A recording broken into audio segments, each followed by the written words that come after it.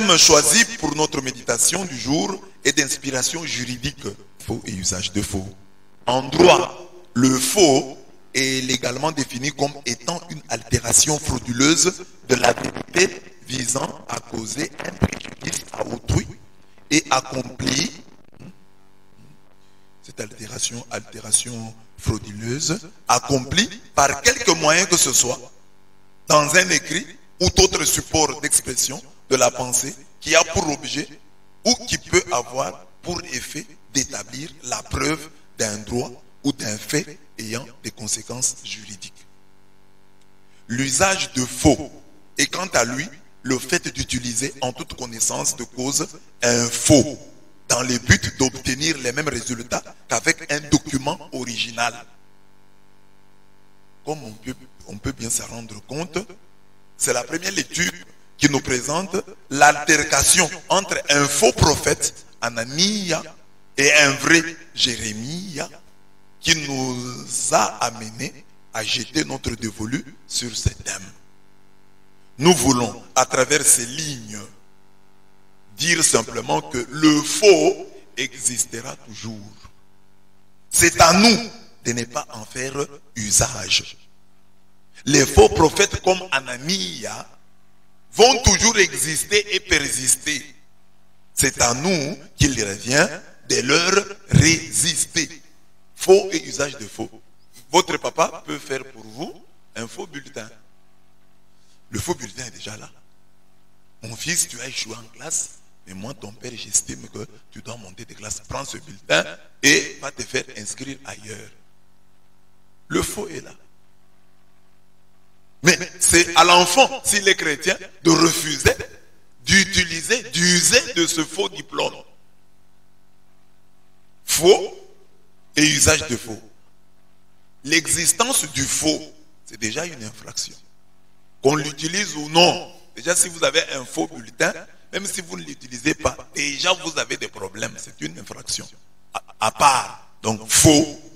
Alors, usage du faux, c'est-à-dire que vous prenez le faux diplôme là, vous allez le présenter quelque part et vous en obtenez les avantages escomptés. Là, c'est la deuxième infraction, usage de faux. Alors maintenant, moi, je prends la même image, j'ai dit voilà, les faux prophètes, quelqu'un peut se trouver chez lui là, il crée, il dit qu'il est prophète, il commence à mentir aux gens. Bon, c'est sa faute à lui. Mais toi, tu es chrétien. Ta faute à toi, c'est l'usage de ce faux-là. Donc, les faux documents, il y en aura toujours. Ils existeront. Comme ici au Congo, les faux permis de conduire, ils existeront. Mais c'est à toi, comme chrétien, tu dis, ça c'est un faux permis de conduire, je ne l'utilise pas. Donc, il ne faut pas prier, oh Dieu, nous sommes trop tentés, enlève tous les faux documents afin que nous ne soyons pas tentés. Non, non, les faux documents existeront toujours. C'est à toi de ne pas y recourir. Les faux prophètes existeront. Ne recours pas à eux. Alors, tu dois avoir un certain critérium pour ne pas recourir à eux. Premier point donc, les faux prophètes existeront toujours. Le deuxième point, le deuxième point, je dis, résistons à ces faux prophètes qui existeront toujours. Les faux prophètes existeront toujours. Comme indiqué si haut, la première lecture de ce jour présente l'altercation, la discussion entre deux prophètes. Anania, le faux prophète, et Jérémie, le vrai prophète. Le premier, qui est un prophète assermenté, raconte de la bonne aventure à Sédécias, roi de Juda. Qu'est-ce qu'il dit à Sédécias? Il dit, ainsi parle Yahweh Sabaoth, le Dieu d'Israël. C'est un prophète, mais il trompe. Il dit, ainsi parle Yahweh Sabaoth, le Dieu d'Israël. J'ai brisé le joug du roi de Babylone. Nabuchodonosor ne vous fera rien. Je l'ai déjà déclassé. Encore juste 2 ans. Et je ferai revenir en ce lieu tous les ustensiles du temple de Yahweh que Nabuchodonosor, roi de Babylone, a enlevé d'ici pour les emporter à Babylone. Donc, vous savez que Nabuchodonosor est venu prendre ici les biens du temple et les a amenés à Babylone. Mais je vous dis que dans 2 ans, les biens là vont rentrer. Il trompait. Dieu ne l'avait pas envoyé.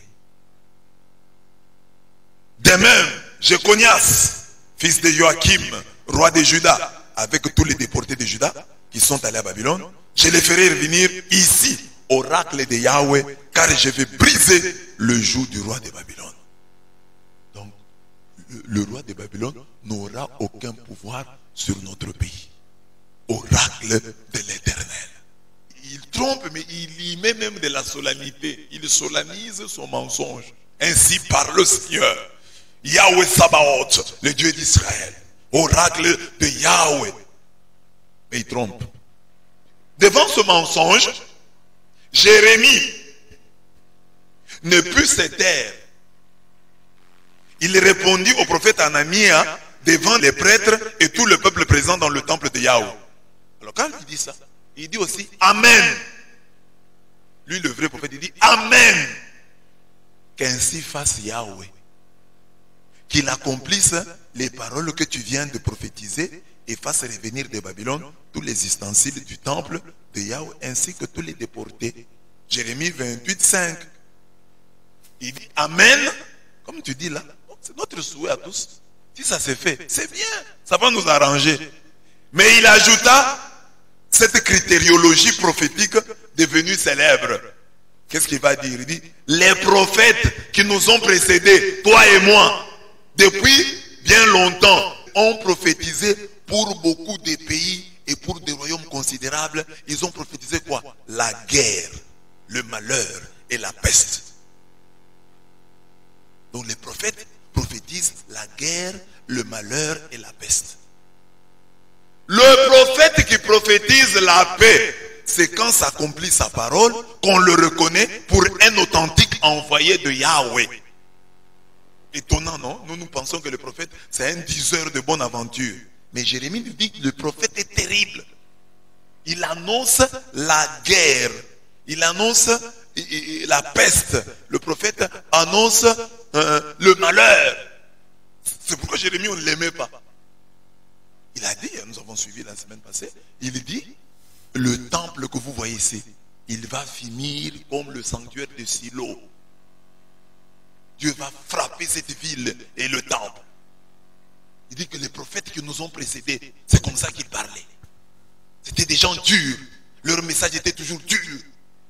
Mais hors nous, l'idée que nous avons aujourd'hui du prophète, un prophète c'est celui qui vous dit, voilà, demain vous serez ceci, demain vous serez cela, Dieu va vous garder. Dieu va... Mais il dit non, non. Les prophètes qui nous ont précédés, ils ont prophétisé la guerre. Il y aura la guerre. Le malheur, vous allez mourir. La peste, vous allez tomber malade. Quelqu'un qui annonce des choses, est-ce que les gens vont l'aimer? C'est ça que Jérémie dit, non? Le prophète, c'est ça son travail. Il menace, il annonce la guerre, le malheur, la peste. Alors, le prophète qui annonce la paix, qui dit aux gens, ça va aller. Bon, on va attendre que ce qu'il dit là se réalise. Ah, si ce qu'il dit se réalise, non, c'est un vrai prophète. Mais si ce qu'il dit ne se réalise pas, c'est un faux.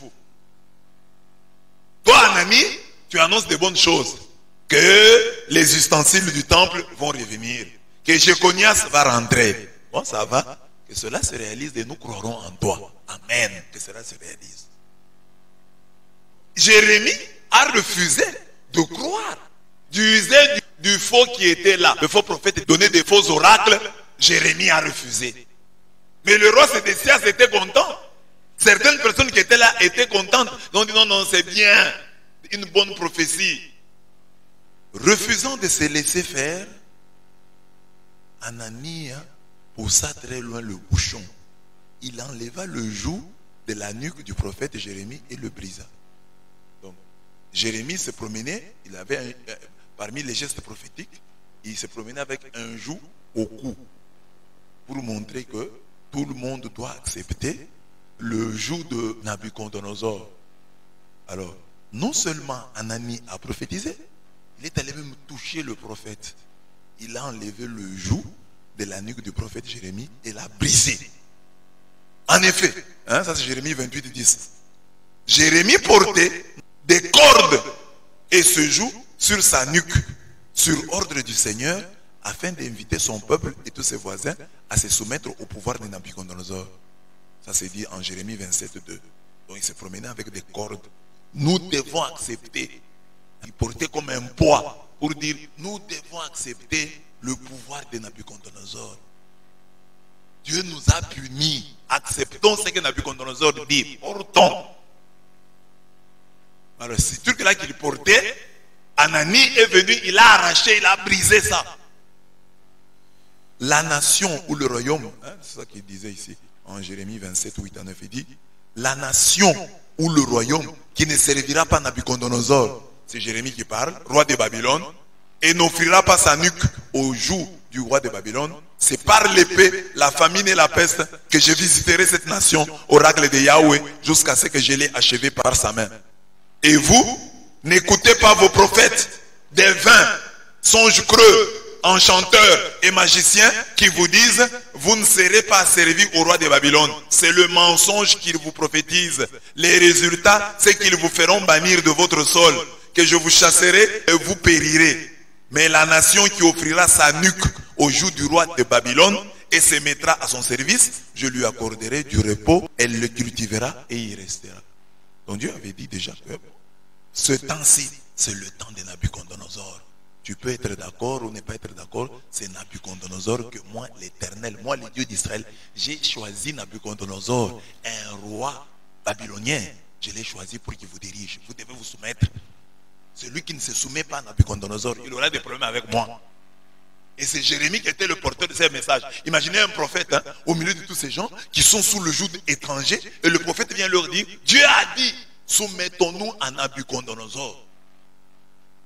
Si vous voulez rester sur votre terre, soumettez-vous à Nabucodonosor. C'est lui qui ne se soumettra pas. Il connaîtra l'exil, il quittera sa terre. Mais si vous vous soumettez, vous resterez sur votre terre. C'est ça que prêchait Jérémie. Et il a porté un joug pour signifier cela. Vous voyez les gens là qui sont toujours contre l'autorité, ils doivent se poser des questions. Hein. Parce que parfois une autorité, tu vois Fachi qui est là, tu vois un président qui est là, Kabila qui est là, tu te fâches contre lui. Peut-être c'est Dieu qui l'a imposé. Je ne l'aime pas. Tu ne l'aimes pas, mais c'est lui que j'ai choisi. Pour le moment, c'est lui. Et c'est un étranger. C'est lui. Parce qu'un étranger ne peut pas venir comme ça et s'imposer comme ça de lui-même. Alors Anani dit que c'est fini. Il donne la prophétie que tout le monde attendait. Une prophétie qui caresse les gens dans le sens du poil. Mais Jérémie vient avec une prophétie qui fait mal. Le pouvoir de Nabucodonosor va continuer. Nabucodonosor va encore régner. Accepter son joug. Moi-même le prophète, je porte le joug.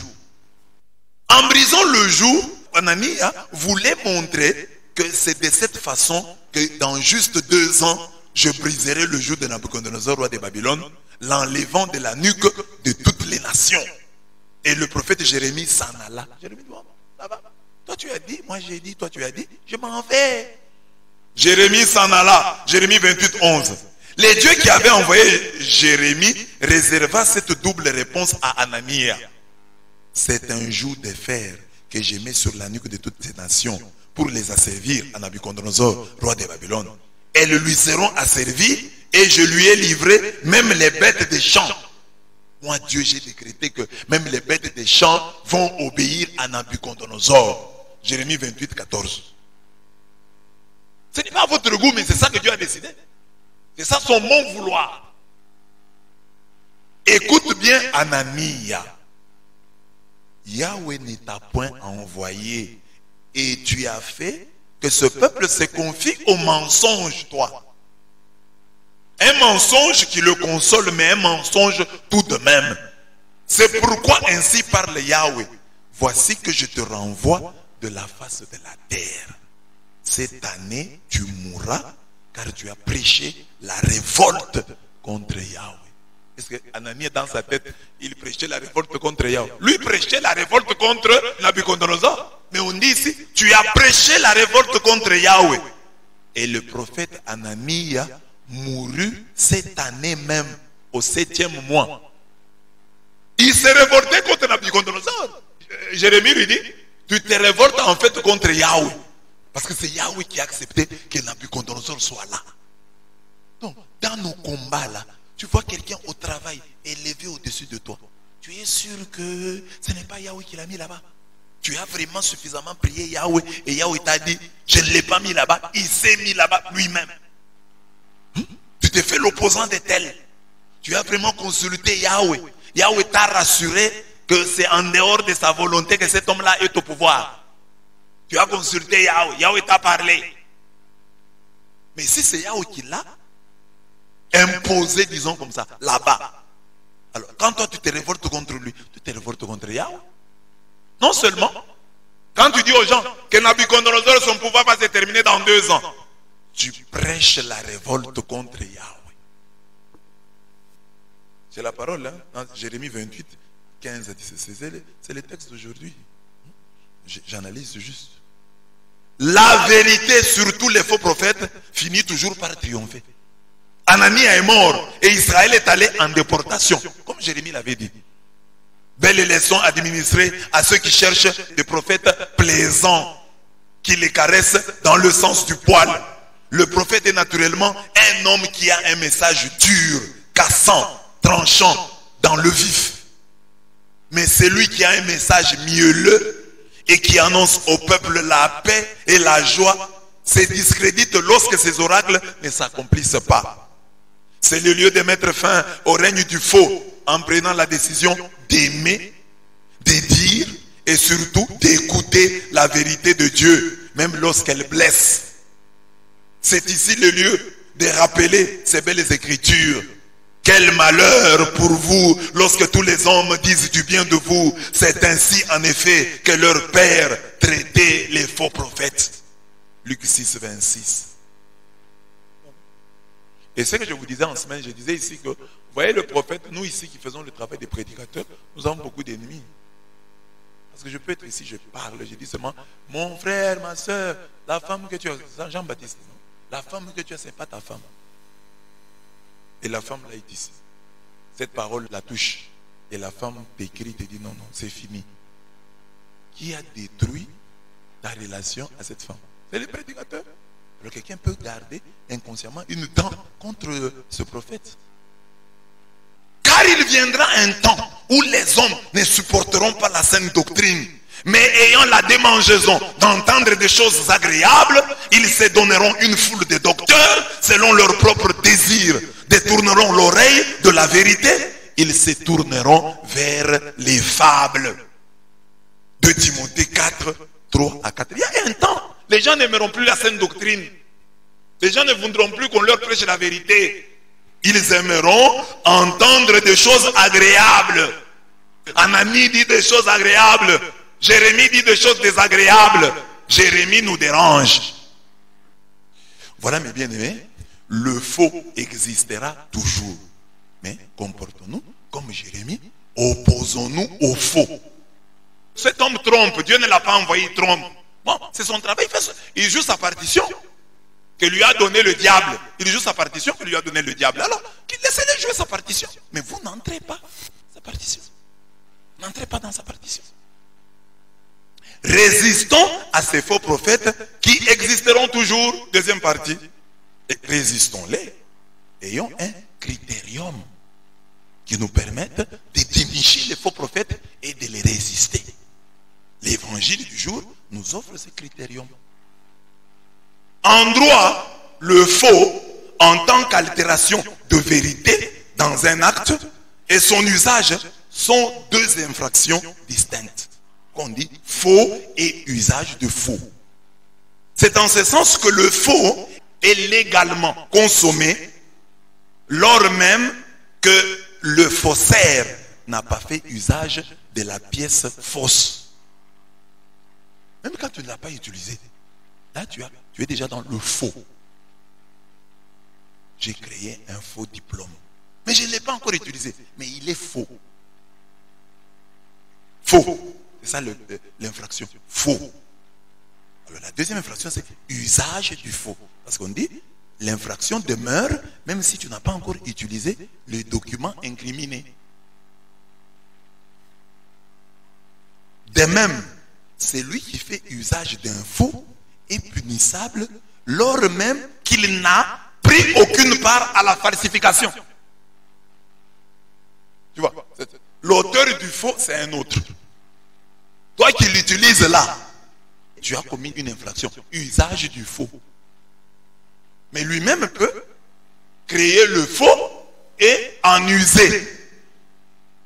Mais il peut créer le faux, n'est pas l'utiliser, déposer là-bas. Papa a fait pour moi un faux diplôme. Il est là. Alors moi je le prends, je l'utilise.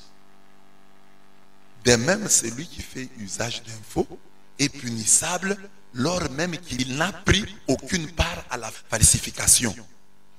Pour revenir à notre thème, disons que les faux prophètes n'auraient aucune force si nous n'étions pas du côté de ceux qui disent aux voyants, ne voyez pas, et aux prophètes, ne nous prophétisez pas de vérité, dites-nous des choses flatteuses, prophétisez des chimères.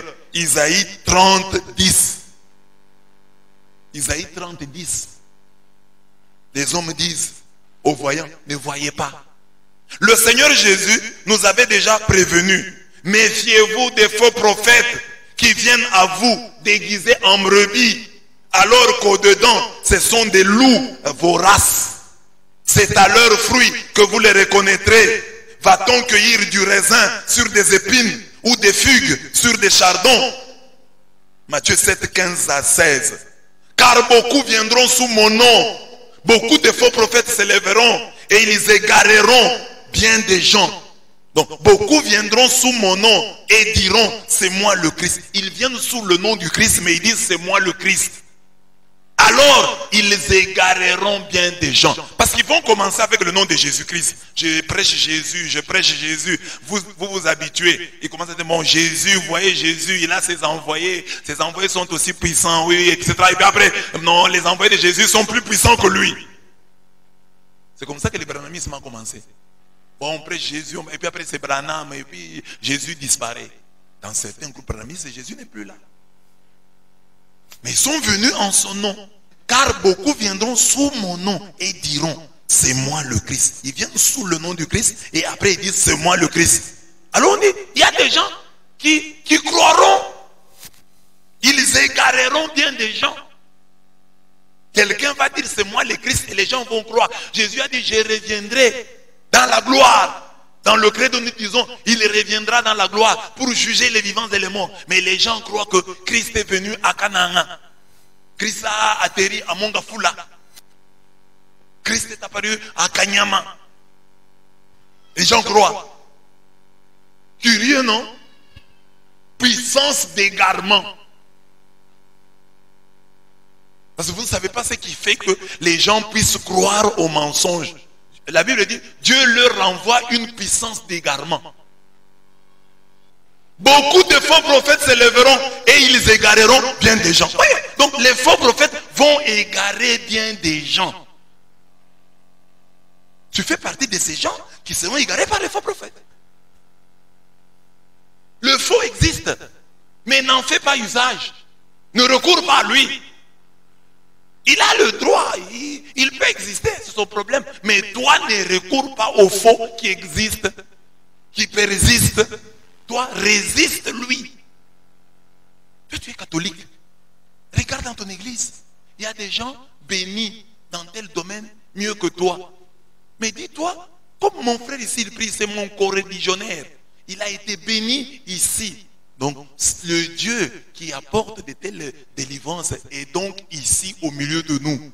Si je m'attache à lui, il me bénira. Oh, je vais d'abord chercher ailleurs. Non! La grâce est ici. La grâce coule ici.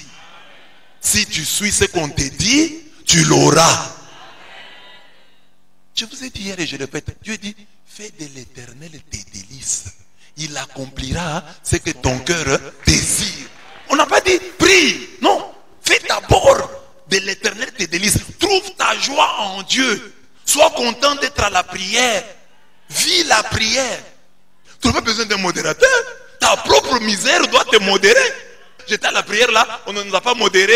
L'abbé n'a pas donné beaucoup de requêtes. Quand je prêche ici, quand tu te souviens, prie déjà à l'intérieur. Mais si tu attends qu'on te donne la requête sur ton lit, sur tes... toi-même tu regardes, non, j'ai des problèmes, il faut que je prie. J'ai des problèmes, il faut que je prie. Toi-même que tu te lèves, je vais à la montagne pour prier parce que j'ai des sérieux problèmes. Toi-même, tu vis cette situation-là, tu connais. Fais de l'Éternel tes délices. Et il accomplira que ton cœur désire. Fais de l'Éternel ton plaisir et il accomplira tous tes désirs. Tu viens à la prière mécontent. Tu viens à la prière, tu ne veux pas que la prière continue. Tu veux qu'elle s'arrête. Tu dis vite, vite, qu'on arrête seulement. Mais ailleurs, tu as tout le temps. Et Dieu sonde les reins et les cœurs. Dieu n'est pas comme une fille ou comme un homme. Toi, tu es une fille, tu le trompes. Tu ne l'aimes pas, mais tu manges son argent. Mais Dieu, il sonde les reins et les cœurs. Il va découvrir celui-ci, c'est un profiteur. Il surgira des faux messies et des faux prophètes. Ils produiront des signes grandioses et des prodiges. Ah bon? Au point d'égarer, si c'était possible, même les élus. Parce que nous pensons que le vrai prophète, je suis allé chez tel, il m'a dit telle chose, il m'a dit telle autre chose. Donc c'est un vrai prophète. Non. Parce qu'on dit des faux messies et des faux prophètes surgiront. Ils produiront des signes grandioses et des prodiges. Parce que ce qui empêche à quelqu'un, il ne croit pas en Dieu, qu'il aille chercher des fétiches pour que quand tu arrives, il donne ton nom, il donne le nom de ta femme, il donne... Il peut le faire. C'est un prodige. Il a donné exactement mon nom. Il a décrit toute ma vie. Donc c'est un vrai prophète. Non. Ils produiront des signes grandioses et des prodiges au point d'égarer, si c'était possible, même les élus. Voilà. Je vous l'ai dit à l'avance. Si l'on vous dit, le voilà dans les déserts, ne sortez pas. Si l'on vous dit, le voilà dans le fond de la maison, n'en croyez rien. Matthieu 24, 5, 11, 24 à 26. Restez là où vous êtes. Restez à votre poste. Et Dieu vous bénira. Donc les faux prophètes existeront. Ils feront du bruit. Ils inviteront les gens. Ils leur parleront. Certains iront, mais que d'autres n'aillent pas. Laissez les autres utiliser le faux. Mais vous, restez où vous êtes. Dieu est là. Alors, maintenant je prends la lecture, l'évangile. Qu'est-ce qui peut nous permettre de distinguer le vrai du faux? La deuxième lecture de l'évangile, c'est la multiplication des pains. Ça peut nous aider à distinguer le vrai du faux. La multiplication du pain. Comment les textes commencent? En ce temps-là, quand Jésus apprit la mort de Jean le Baptiste, il se retira et partit en barque. Jésus est prophète, on a tué un prophète. Lui aussi est prophète. Donc, l'histoire des prophètes continue. Jérémie a eu des problèmes. Jean-Baptiste en a, Jésus en aura. Jésus comprend que comme on a tué Jean-Baptiste, moi aussi on peut me tuer. Il se retira et partit en barque pour un endroit désert à l'écart. Jésus est un vrai prophète. Il savait se mettre à l'écart. Beaucoup de textes de la Bible montrent que Jésus se mettait à l'écart pour prier. Vous verrez encore demain, on va dire, il s'est mis à l'écart pour prier. Les disciples pouvaient voir Jésus à l'écart. Ils le voient prier, ils disent, mais apprends-nous à prier comme Jean-Baptiste a appris à ses disciples. L'homme de Dieu, le prophète, doit être un homme à part, un homme à l'écart. Il faut que quand vous regardez dans sa vie, vous trouvez de l'exception. Non, ça moi je ne peux pas faire. Ça, non, ça me dépasse. Ça, c'est extraordinaire. Il faut que vous ayez ça. Un homme à part. Jésus est à l'écart. Souvent il se met à l'écart. Il ne reste pas dans la foule. Il est au-dessus de la mêlée. Il est au-dessus de tout le monde. Vous voyez la différence. Et c'est ça la marque de la sainteté. Kadosh, Kadosh, Kadosh, c'est-à-dire le différent. C'est lui qui n'est pas comme moi. C'est lui qui ne fait pas les choses que je fais. Et c'est une des marques, mes bien-aimés, de celui qui travaille pour Dieu, du vrai prophète. Est-ce qu'il est vraiment à l'écart? Est-ce qu'il me dépasse? Est-ce qu'il a des choses que je n'ai pas? Est-ce qu'il y a des choses que j'ai envie chez lui? Est-ce qu'il y a des choses que j'aimerais avoir? Voilà, l'écart. Et puis, Jésus qui est à l'écart, on dit, les foules la prirent en quittant leur ville. Elles suivirent à pied. En débarquant, il vit une grande foule de gens.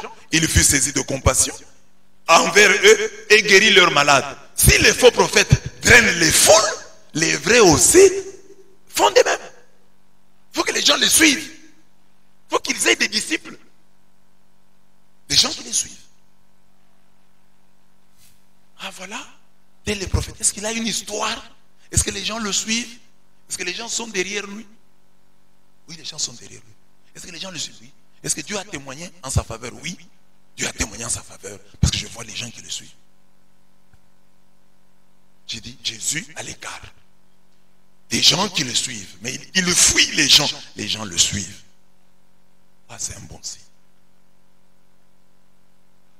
En débarquant, il vit une grande foule de gens. Il fut saisi de compassion envers eux et guérit leurs malades. Voilà. Il est compatissant. Il est saisi de compassion. Il est secoué dans ses entrailles. Un vrai doit être comme ça. Le vrai. Le faux n'a pas de compassion. Le faux est comme tout le monde. À part. Il doit drainer les foules. Si les faux qui n'ont pas Dieu sont écoutés, le vrai qui a Dieu doit être aussi écouté. Compassion. Le vrai doit avoir la compassion. Est-ce que son cœur est-il secoué par notre misère? Est-ce que notre souffrance est son problème? Et ça que j'ai dit, hein, parfois les catholiques, nous ne voyons pas les bienfaits et la compassion de nos prêtres. Il y a un prêtre qui termine les études. On l'envoie dans un village. Il accepte, il va vivre là-bas. Il est heureux. 1 année, 2 ans, 3 ans. Il reste là 7 ans. Parfois ces gens-là le persécutent. Il ne mange pas sa faim. Il habite juste une case. Mais quand tu vois les gens, pour avoir l'argent, n'ont pas de pitié. Ils peuvent inventer une histoire là pour te bouffer ce malade. Alors, cette compassion fait que il fait les miracles, il multiplie les pains parce qu'il a pitié. Ses entrailles sont secouées par la misère. Jésus est le vrai. Et il y a derrière Jésus des gens qui essayent de vivre comme ça. Compassion. Est-ce que cet homme de Dieu est compatissant? Oui, oui, il est compatissant. Est-ce que nos misères sont-elles ces misères? Oui. A-t-il mal quand nous avons mal? Oui. Souffre-t-il quand nous souffrons? Oui. C'est un vrai, c'est un bon. Tu peux aller à un endroit où ta souffrance ne dit absolument rien au prophète qui est là. On lui dit absolument rien. Le prophète là, le faux, il mange avec les gens. Jésus multiplie les pains. Les disciples disent non, non, qu'ils aillent manger, qu'ils aillent se débrouiller. Jésus dit non, non, donne-leur vous-même à manger. Ils doivent manger ici. Ils doivent manger ici. Il y a des chrétiens qui passeront des années dans des églises et qui ne mangeront jamais chez les pasteurs. Jésus multiplie le pain. Nous aussi, nous devons multiplier la joie, la paix, que les gens autour de nous mangent, que les gens autour de nous aient une bonne santé. Jésus multiplie le pain, les gens mangent, ils sont contents. Il y a même des restes. Il ne fuit pas ses responsabilités. Il est là. Ils doivent manger. Ah, il n'y a que 5 pains et 2 poissons. Oui, on va prier. Dieu va agir. Et Dieu agit. Il n'a pas minimisé le peu qu'il y avait. Il a dit le peu qu'il y a là, bénissons-le et il y aura beaucoup de pain. Alors mes bien-aimés, nous nous posons la question. Il y a le faux, il y a le vrai. Parce que toi, quand tu pries dans ton église, dans ta paroisse, parce que nous avons vu le faux prophète dans la première lecture, dans son altercation avec Jérémie. Dans la deuxième lecture, c'est sur la multiplication des pains. Jésus, le vrai prophète, qu'est-ce qu'il fait? Il était plein de compassion. Jésus, le vrai prophète, qu'est-ce qu'il était encore? Jésus, il nourrissait les foules de sa compassion-là. Il a des miracles, il prêche la parole, mais il nourrit aussi. Et enfin, Jésus, il prend ses responsabilités. Il dit non, non, c'est à nous de les nourrir. Ils nous ont suivis. Nous ne pouvons pas les renvoyer chez quelqu'un d'autre. Alors mes bien-aimés, en résumant le miracle de la multiplication des pains, nous disons simplement que la marque du vrai prophète, les faux prophètes, vous les reconnaîtrez à leurs fruits. Et le fruit par excellence, c'est l'amour. C'est l'amour. C'est l'amour. Les vrais, nous les reconnaîtrons par leur compassion, par leur amour. Si vous avez rencontré quelqu'un dans la vie qui vous a montré de l'amour, c'est un vrai. Parce que le vrai amour est très rare. Quelqu'un te voit seulement comme ça, il est content de toi. Il te donne, te donne, te redonne, te donne, te pardonne, te donne. Toi tu dis c'est un faux. Ce n'est pas un faux. Si tu rencontres l'amour, voilà le vrai prophète. Mon père même. Vis bien avec ton père, vis bien avec ta mère. Explique-lui, s'il ne comprend pas, c'est pas grave. Mais c'est ton papa. Il t'aime. Il aurait dû avorter. Il aurait dû te tuer. Mais il t'a gardé. Souviens-toi de cet amour-là. Parce que tu grandis aujourd'hui, un prophète vient te dire, ta maman est sorcière. Et tu crois. Du coup, tu crois. Et tu commences à maltraiter ta mère. Elle qui t'a élevé pendant autant d'années. Pour une prophétie d'un jour, un prophète que tu rencontres sur le chemin, il te dit ta mère est sorcière. Tu crois directement et tu maltraites ta propre maman. Parce qu'un prophète t'a dit. Ce prophète-là t'aime plus que ta mère. Tu es sûr, un prophète que tu rencontres sur la rue, qui te dit ta mère est sorcière. Et tu crois en son message. Et tu te comportes en conséquence envers ta mère. Tu ne la salues plus, tu ne l'appelles plus. Il te rappelle même, tu vois, tu l'as vu en songe, il était en train de te poursuivre avec une machette. Mais qu'est-ce que nous ne voyons pas en songe? Quelqu'un me disait qu'il avait rêvé, il se voit lui-même en train de se pourchasser. Donc il est sorcier. Dans les rêves, on va n'importe quoi. Comme j'ai vu en rêve, et le prophète a dit, c'est que c'est vrai, ma maman est sorcière, mon papa est sorcier. C'est papa qui t'a montré l'amour. Il aurait pu demander qu'on te tue lorsque tu étais encore dans le sein de ta maman. Il t'a gardé, tu as grandi. La maman sorcière là t'a laissé grandir jusqu'à l'âge de 30 ans, 40 ans. Elle ne t'a pas mangé. Un prophète vient te dire, quand tu as 45 ans, que ta maman est sorcière, tu crois et tu maltraites ta mère, tu la méprises. Si ta maman est sorcière et qu'après 45 ans, elle ne t'a pas mangé et n'a mangé aucun de tes frères, on sait que c'est une, entre guillemets, une bonne sorcière. Qu'elle reste en vie. Et vous avez fait quoi? Mais un prophète vient aujourd'hui dire, tu crois? La même chose ici à l'église. Amen. Nous sommes dans une église où on t'a aussi montré de l'amour. Ça suffit. Et je dis parfois aux chrétiens qu'il y a de l'amour que tu as vu chez un pasteur et que tu ne rencontreras pas chez un autre. Amen. Que Dieu vous bénisse.